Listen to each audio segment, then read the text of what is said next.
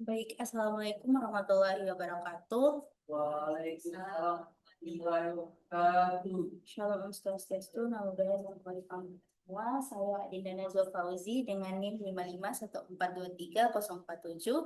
Hari ini akan mempresentasikan tugas besar dari desain arsitektur 5 dengan judul perancangan high-rise mixed use berbasis TOD.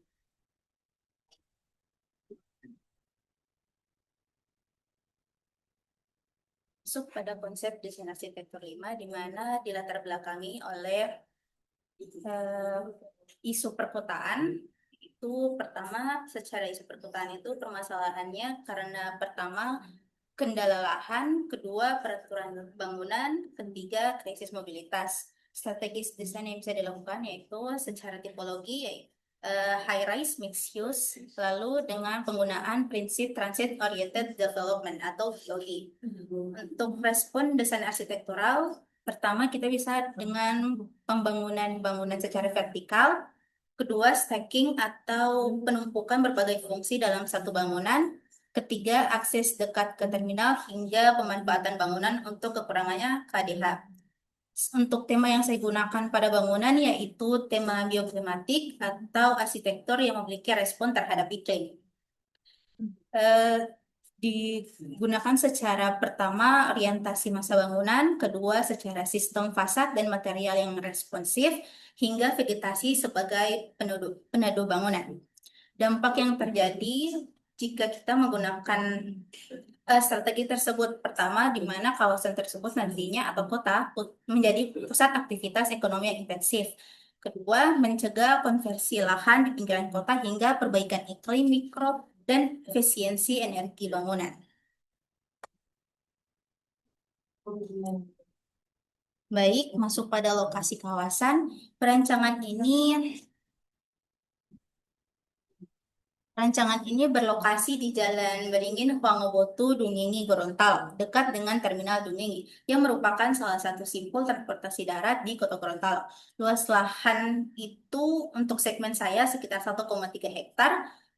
Kawasan yang dirancang bangunan mixed use yang menggabungkan fungsi shopping mall dengan hotel. Konsep TOD diterapkan untuk mengintegrasikan aktivitas komersial dan akomodasi dengan sistem transportasi publik sehingga mampu meningkatkan aksesibilitas dan aktivitas kawasan. Berikut merupakan zoning kawasan. Dapat dilihat untuk sirkulasi di dalam site itu melalui garis warna kuning, sedangkan untuk keluar dari site itu menggunakan garis berwarna biru. Untuk penzoningan RTH berwarna hijau, lalu ada beberapa penzoningan warna merah, yaitu fungsi-fungsi utama dari berbagai bangunan. Untuk penzoningan warna putih itu fungsi penunjang, kalau kuning servis, biru itu penzoningan untuk tempat-tempat drop off, hingga warna abu-abu adalah ruang terbuka. Masuk pada site plan, jadi dapat dilihat pada gambar, akses utama kendaraan itu berada masuk melalui timur tapak dengan sirkulasi yang mengarahkan pengguna atau pengunjung menuju ke area drop off mall, drop off hotel ataupun parkiran basement yang ada di dua lantai di dalam tanah. Lalu kendaraan kemudian keluar melalui sisi barat bangunan sehingga tercipta alur pergerakan yang lebih efisien. Pemilihan jalur kendaraan, pejalan kaki, dan servis diterapkan untuk meningkatkan kenyamanan serta kelancaran aktivitas dalam kawasan. Lalu di sini ada konsep sirkulasi dan zoning pada site saya.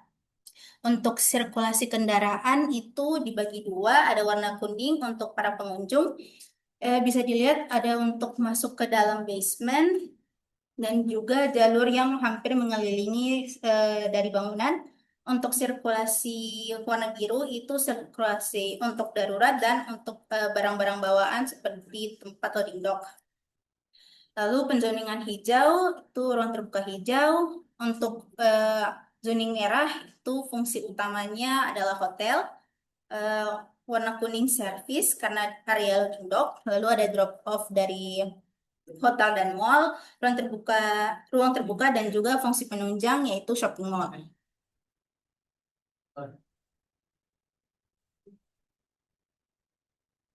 masuk pada denah lantai 1 sampai 5. Jadi denah lantai 1 sampai 5 ini merupakan area dengan intensitas aktivitas yang tinggi karena menampung fungsi shopping mall dan berbagai fasilitas pendukung dari hotel.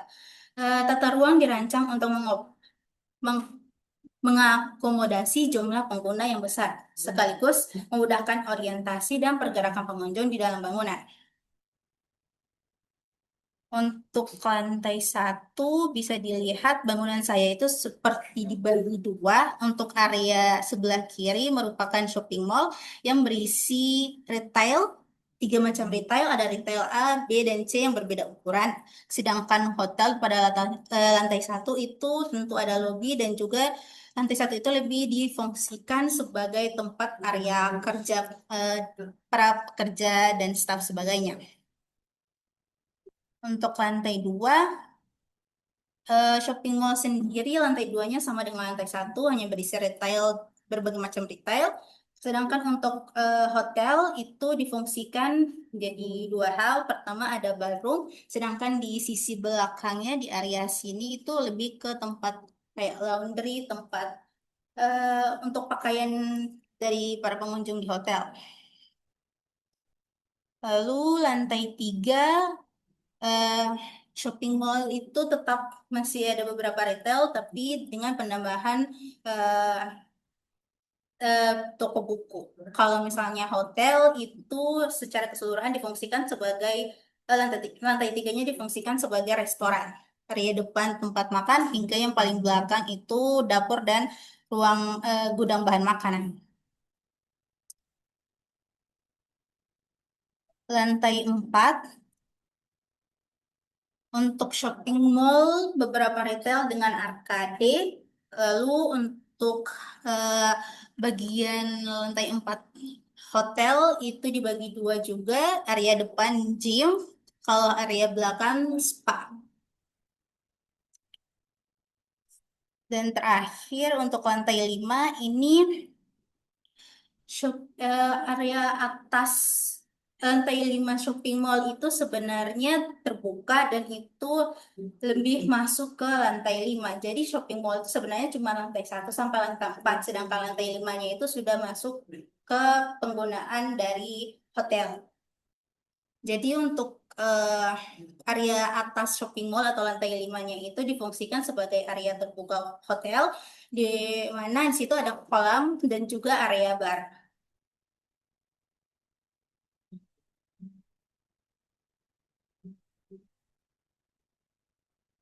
Masuk pada denah 6 sampai 15. Jadi organisasi ruang disusun berdasarkan tingkat aksesibilitas dan privasi. Fungsi komersial ditempatkan pada podium untuk menjangkau pengguna umum, sedangkan fungsi hotel berada pada tower dengan sistem sirkulasi yang terkontrol. Ini berikut merupakan denah dari lantai 3, denah lantai 6 sampai 8 ini kamar standar. Lalu denah lantai 9 sampai 12 itu kamar deluxe, hingga terakhir denah lantai 13 sampai 15 itu eh, suite, kamar suite.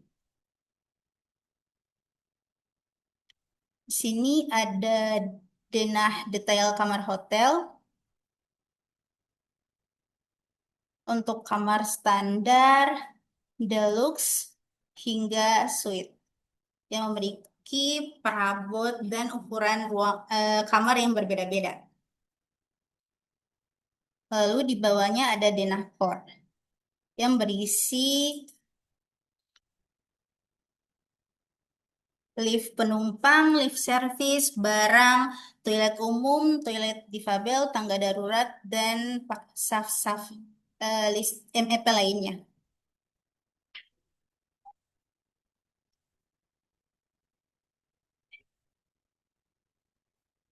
Masuk pada tampak bangunan, pada tampak bangunan terlihat penerapan green roof di atas area shopping mall sebagai ruang hijau dan upaya mengurangi panas bangunan.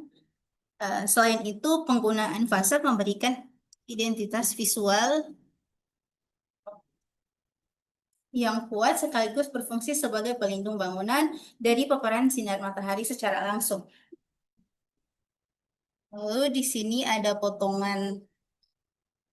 gambar potongan AA dengan tinggi bangunan sekitar 64 meter dan kedalaman fondasi sekitar hampir 20 meter. Nampak ya, Pak? Kalau tampak gambar kerjanya ada di tugas, Pak.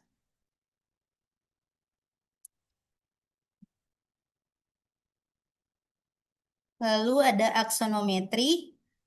Sistem struktur yang digunakan pada bangunan ini adalah core outrigger system yang memanfaatkan inti bangunan core sebagai elemen utama penahan gaya lateral akibat angin dan gempa. Sistem ini dipilih untuk meningkatkan kekuatan struktur serta menjaga stabilitas bangunan bertingkat tinggi. Untuk mendukung beban bangunan digunakan pondasi bore pile yang bekerja dengan menyalurkan beban struktur hingga mencapai lapisan tanah keras sehingga mampu memberikan daya dukung yang aman dan stabil.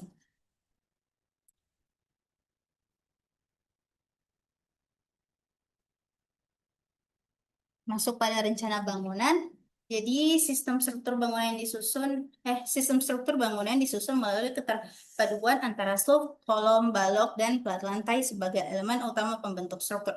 Slope berfungsi untuk mengikat pondasi dan mendistribusikan beban ke seluruh sistem struktur. Sementara kolom elemen vertikal menjadi elemen vertikal dan balok berperan sebagai penghubung antara kolom sekaligus penyalur beban. Penggunaan tipe pola lantai juga digunakan menyesuaikan kebutuhan ruang, seperti kamar mandi yang memiliki tipe lantai berbeda hingga area kolam yang berbeda. Di sini saya hanya memasukkan beberapa rencana. Pertama ada rencana fondasi, lalu rencana kolom balok plat dan pola lantai dari basement, ada rencana kolom balok dan di lantai 1 sampai 3, lalu rencana untuk lantai 5, dan terakhir rencana untuk area rooftop.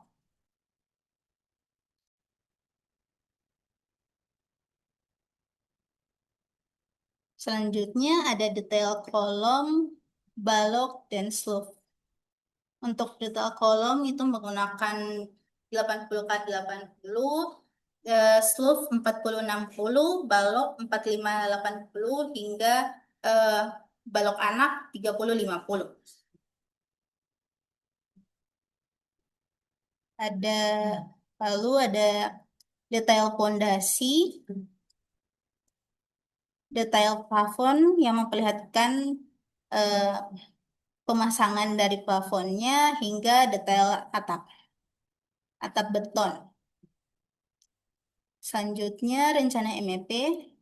Sistem utilitas bangunan ini dirancang secara memiliki shaft vertikal yang menghubungkan seluruh lantai. Sistem air bersih disuplai menuju reservoir atas sebelum dialirkan ke setiap lantai. Air kotor dari area toilet dialirkan melalui jaringan pipa vertikal menuju septic tank untuk diproses pengolahan. Selain itu, distribusi listrik ditempatkan pada jalur utilitas yang tersendiri sehingga memudahkan penyaluran energi ke seluruh area bangunan serta mempermudah proses pemeliharaan dan pengolahan sistem utilitas. Terakhir ada view dari 3 dimensi bangunan, ada secara mata burung, lalu ada eksterior, ini eksterior yang ada di drop off depan hotel. Ini area terbuka yang di atas lantai shopping mall. Lalu ada interior kamar dan juga area ruang duduk dari interior kamar suite. Baik, eh,